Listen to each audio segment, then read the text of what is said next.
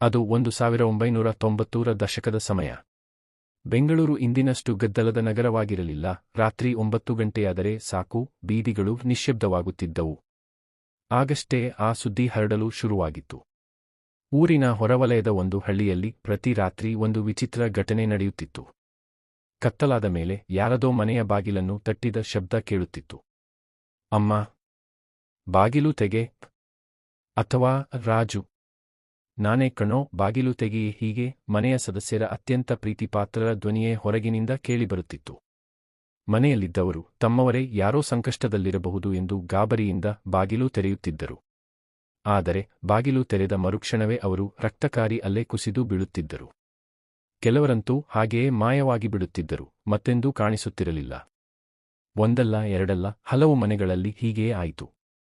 ಇಡೀ ಊರೇ ಭಯದಿಂದ ನಡುಗಲು ಪ್ರಾರಂಭಿಸಿತು. ರಾತ್ರಿಯಾದರೆ ಸಾಕು, ಎಲ್ಲರ ಮನೆ ಬಾಗಿಲುಗಳು ಭದ್ರವಾಗಿ ಮುಚ್ಚಿಕೊಳ್ಳುತ್ತಿದ್ದವು.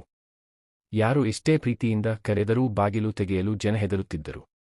ಅದು ಮನುಷ್ಯರಲ್ಲ, ಅದೊಂದು ದುಷ್ಟ ಆತ್ಮ, ತನ್ನ ಗಂಡನನ್ನು ಹುಡುಕುತ್ತಾ ಬರುವ ಹೆಣ್ಣು ದೆವ್ವ. ಯಾರು ಬಾಗಿಲು ತೆರೆಯುತ್ತಾರೋ ಅವರನ್ನು ತನ್ನೊಂದಿಗೆ ಕರೆದೊಯ್ಯುತ್ತದೆ ಎಂದು ಜನ ಮಾತನಾಡಿಕೊಳ್ಳಲು ಶುರುಮಾಡಿದರು. ಈ ಸಮಸ್ಯೆಗೆ ಪರಿಹಾರ ಹುಡುಕಲು ಊರಿನ ಹಿರಿಯರೆಲ್ಲ ಸೇರಿ ಒಬ್ಬ ಪಂಡಿತರ ಬಳಿ ಹೋದರು. ಆ ಪಂಡಿತರು ಎಲ್ಲವನ್ನೂ ಕೇಳಿ ಒಂದು ಉಪಾಯ ಹೇಳಿದರು. ಆ ಆತ್ಮಕ್ಕೆ ಓದಲು ಬರೆಯಲು ಬರುತ್ತದೆ.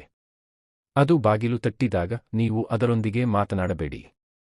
ಬದಲಾಗಿ ನಿಮ್ಮ ಮನೆಯ ಬಾಗಿಲಿನ ಮೇಲೆ ಇದ್ದಿಲು ಅಥವಾ ಅರಿಶಿನ ಕುಂಕುಮದಲ್ಲಿ ನಾಳೆ ಬಾ ಎಂದು ದಪ್ಪವಾಗಿ ಬರೆಯಿರಿ.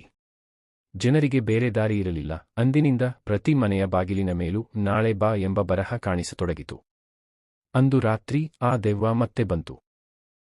ಎಂದಿನಂತೆ ಒಂದು ಮನೆಯ ಬಾಗಿಲನ್ನು ತಟ್ಟಿತು. ಆದರೆ ಬಾಗಿಲು ತೆರೆಯಲಿಲ್ಲ. ಬದಲಾಗಿ ಬಾಗಿಲಿನ ಮೇಲೆ ಬರೆದಿದ್ದ ಬರಹವನ್ನು ಅದು ಓದಿತು. ನಾಳೆ ಬಾ. ಅದನ್ನು ಓದಿದ ತಕ್ಷಣ ಆ ಆತ್ಮ ಸರಿ, ಹಾಗಾದರೆ ನಾಳೆ ಬರುತ್ತೇನೆ ಎಂದುಕೊಂಡು ಅಲ್ಲಿಂದ ಹೊರಟು ಹೋಯಿತು. ಮರುದಿನ ರಾತ್ರಿ ಅದು ಮತ್ತೆ ಬಂತು. ಆಗಲೂ ಬಾಗಿಲಿನ ಮೇಲೆ ಅದೇ ಬರಹ, ನಾಳೆ ಬಾ. ಹೀಗೆ ಪ್ರತಿ ರಾತ್ರಿ ಅದು ಬರುವುದು, ಬಾಗಿಲಿನ ಮೇಲಿನ ಬರಹವನ್ನು ಓದುವುದು ಮತ್ತು ನಾಳೆ ಬರುತ್ತೇನೆಯೇ ಎಂದು ಹಿಂತಿರುಗಿ ಹೋಗುವುದು ವಾಡಿಕೆಯಾಯಿತು.